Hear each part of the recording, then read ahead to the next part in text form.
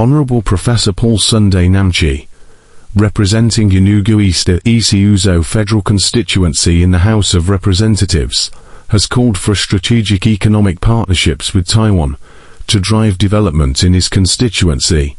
In a meeting with Taiwanese Head of Mission to Nigeria, Yin-Ping Liu Andy, held at the Transcorp Hilton Hotel in Abuja, Professor Nnamchi highlighted Taiwan's expertise in sustainability, green technology, and semiconductor innovation as key opportunities for collaboration. My name is Honorable Professor Paul Sunday Nnamchi. I am the member representing Enugu East and Isi Uzo Federal Constituency in the Federal House of Representatives. We are from Enugu State, of course, first and foremost, but I also represent Nigeria at last from that point of prism. And that's why what I do here is to make sure that our voice resonates not just in one part of the country, but also all over the country. That they will know that there is somewhere called Enugu East and Constituency. One, because the mantra who came here is, let's do it better. And I believe my vision and my purpose here is that my people will feel the impact of being represented or effective representation for our people. And that's why, well, that's just what we have come here to do. And I also believe that so far, so good. We have been doing what we need to do and what we've aspired to do for our people to get to where they ought to be. We had a collaborative meeting as part of an effort towards fostering engendering good, impactful representation in my constituency. And during this time around, it is about meeting the people from Taiwanese Mission, and also the majority of the leader of the House were present. The name of the ambassador we met was Andy Yin-Ping Liu, and also their chancellor from Lagos, which is Mr. Rogers Chen. During this meeting, we discussed a whole range of issues, which includes education and research. It also includes agricultural upliftment, feeding the people first. It also includes technological advancement, and a scholarship, education and scholarship too, but also trade and investment. And these are part of the things we needed. But also we also highlighted things on cultural exchange between the constituency, the country, and also Taiwanese embassies and Taiwanese people, because this type of collaboration is what actually my constituency will need, because we want to see exemplary technological upliftment, what we have in Taiwan, where people with 23 million, people of 23 million in population, cannot feed and also feed themselves, but also have food exports, where people that are just 23 million has enough technological innovation to become the hub for chip making and also for electronics manufacture, robotics and others. Just 23 million. Let's be marked, which means this is just a sample of just a kind of the people from the Southeast alone, owning the world and becoming a hub in technology, a hub in education, a hub in agriculture, and many more. But above all, being a hub in trade. A lot of our grandfathers had also gone to Taiwan in the olden days because of their trade. This is what these people actually use education and technology to move themselves from third world to first world today. And there are very few. We have a lot to learn collaborating with them. And that's why that's the subject of this meeting, and there's promise within the meeting by what we've discussed. In April this year, we'll also visit. They'll also be offering scholarships to our people. These are part of the things that we're trying to do to increase our impact, but also to do it better as our mantra, based on our mantra, that we're coming to do it better, and our people will know that we've represented them equitably and fairly, but also very just. Thank you. He emphasized the potential for partnerships in renewable energy, waste management, and tech innovation, including 5G and smart cities, to transform the local economy and address climate challenges. The Taiwanese Head of Mission expressed readiness to support the partnership and discuss plans for cultural and educational exchange programs to strengthen ties. Is it by the number of bills or by the impactful representation by attracting of solar electricity in where to also to beef up, to show up the security situation of the country, of my constituency, or the building of schools, or offering scholarships to university people, or I've also made that landmark of giving over 250 students a lifeline to have obtaining their degrees from various universities. Some are in Ebonyi and some are in Calabar. Beyond that, I've also given the lifeline for technological innovations, where I've got more than 400 people trained in being computer literate. And this is the mantra is to say, they catch them young. And that's what we are actually doing. That we're catching them young from secondary school.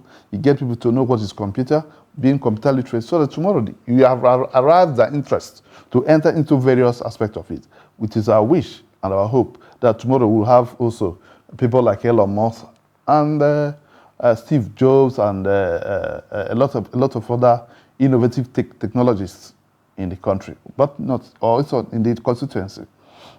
It is no longer the time that will give their parents keke, and it is not that keke is bad, it's not that you can't afford it, but also want to catch them young. We want to teach them how to fish and not just giving them fish, because at the long run, just giving the parents peanuts will not actually translate into giving them good education or lifting them from where they are. But it might also maybe fetch them food for the time being. But they also need to be lifted out of poverty. What lifts people out of poverty is trade, education, and among others. And this time is high technical education that will uplift you and make you self-sustainable. And that's actually why we're investing in all those things. And in education, building schools in some areas, like practical school, Akonike also, both in Enugu East, but also doing other things, and also proposing bills that are groundbreaking. Some of them include also compulsory use of beavers, off-season legislative elections, but at the same time, proposing universities that are groundbreaking, like in agriculture, because we need to promote sustainable agriculture in the country. We need to feed ourselves. He who can't feed himself will not develop. You will not do other things. Technology will not have a root, or you will not be able to think well if you can't feed yourself. And that's why we strive and move for motion for the bill for University of Agriculture in the constituency. In this case, the location was Sobi Ekonike, but not purely that, because of the availability of land in the area, but also the arable land for them, for that aspect of bill to have peculation and also have attraction. We've also done a lot of things about also education. We've also done a lot of things about offering our people free medical care, and also push bills to have federal medical center in our zone, because it's been difficult taking people from some part of my constituency, like from Isi Uzo to Isi Uzo axis, say Ehamufu or Ikem or Neke to, and also those from Ugogo and Eko and Mbuliuku and Mbuliuju to areas like UNTH. Takes a lot of time, and those things are no longer, you can't take an emergency like more than 2 hours to get to the hospital. And that's why we're asking that a tertiary hospital be provided in the constituency. We're also not oblivious of the facts. That's why the bridge between the zone, Enugu East zone and Enugu North zone. So if there is a hospital, since the University of Nigeria Teaching Hospital is between the Enugu East zone and that of at a place located between Enugu West and the Enugu East Central Zone. There will also be need for you have that medical aspect between Enugu North, Secretariat Zone, and Enugu East. And just the border between those two zones are this Enugu East Isi Uzo Federal Constituency. That's why I advocate for that. But because we haven't had these things in place, there is need that you take care of the people's health, or think about how people can take care of their health. That's why we have also moved in to do 4 days free medical care, where people are taken care of both for their eye issues, dental issues, and also the basic physical and other maternal issues. And these things actually resonate with people, because many may not know that they have some illness that they ought to have, that they ought to take care of. But sometimes, because of the prevalent economic situation, most times we don't get people to check themselves, because you do need to eat before you even think about the other aspects. Well, most times people say that a hungry person is an angry person, which is just because our people need to be settled, our people need to have good economy. Also, apart from this, the constituency, the impact of governance needs to get to them, because you can't divorce politics from economy. That's why we're there. On this note, we now approach the Taiwanese mission in Nigeria to have a very collaborative approach to see where we can also have a synergy between their country and my constituency. These are exactly to this, so that we don't just based on what is in the country, we also get our people out to see what they have not seen, to also know what they are also, to open up our constituency to foreign investment, open up our state to foreign investment, and I'm sure this is a very good, will portend good fortune for our constituency. Most of the, and from our discussion, from our just concluded discussion now and in their constituency, what a lot of things we thought about was probably education first, scholarships as the case may be, and also constituency projects that we can also get, like attraction of attracting more boreholes, diagnosis center in one of the constituencies to help the, not just to help the social activities, but also they help to provide infrastructure to our people. Taiwan is a trade hub for most, and most people take it as a destination for trade and investment. And we are also urging that they come also and invest in our place, because we do dearly need such investments. We also discussed, again, as I said, scholarships, which also they have, they are agreed that we'll start moving towards that. At the moment, there is also some exchange going on with universities, and we also think that the educational institution in our area has to tap into this as quickly as possible. This is also part of the discussion we had. Cultural heritage, cultural things, and promotion of democracy. These are also things we spoke about. But above all, my people are so much interested in trading. And Taiwan is very good about trading. Just they are in other things like technology. The Igbo man naturally does a lot of trading. And this is the area, this is a hub, this is where they want to be. Because their population is about 300, another time, their population is about 23 million, which I would say is just an average of maybe the Igbo, the Southeast.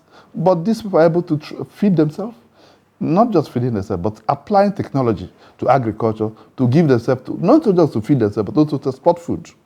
It might also interest us to know that these people do have natural disaster at some point, like typhoons and others, but they have conquered this. They have conquered this using technology. These are some of the things, innovation we want to apply. We want also to attract to my constituency, and I also know that my constituents, I will be happy to see that this thing comes to light.